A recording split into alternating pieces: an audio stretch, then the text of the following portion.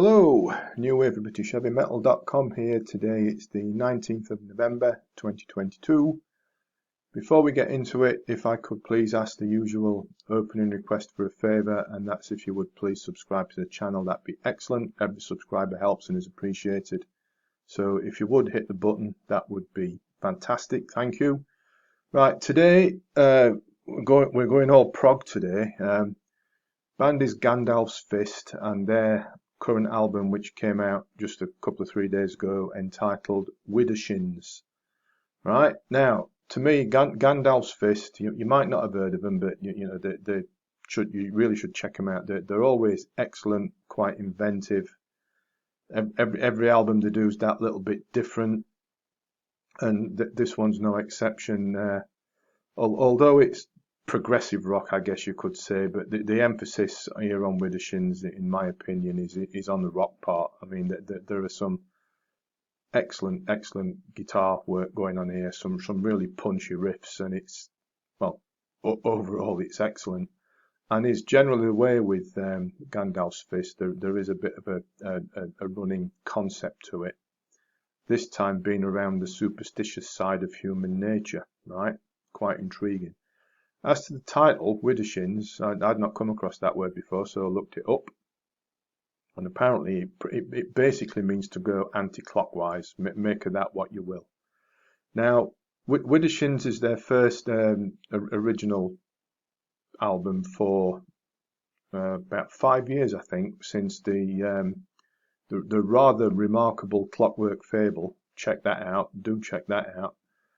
That is simply breathtaking in scope. But anyway, we're talking about Widdershins, aren't we? So I'm a big fan of Gandalf's Fist, and they never do stuff by halves. They don't leave anything on the table.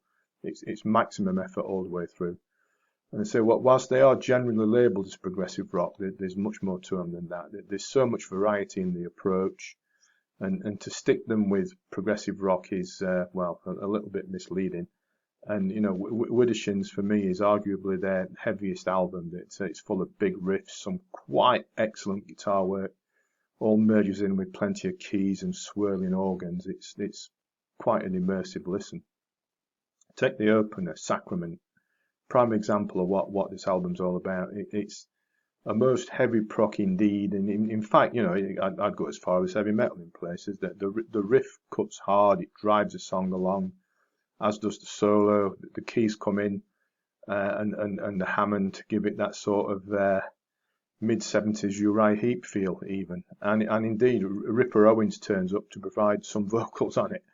Top stuff. Really is a fantastic opener. The title track comes next, and that rocks it up a bit too. There's a bit of a gentle beginning, some nice changes of pace and mood throughout it as well.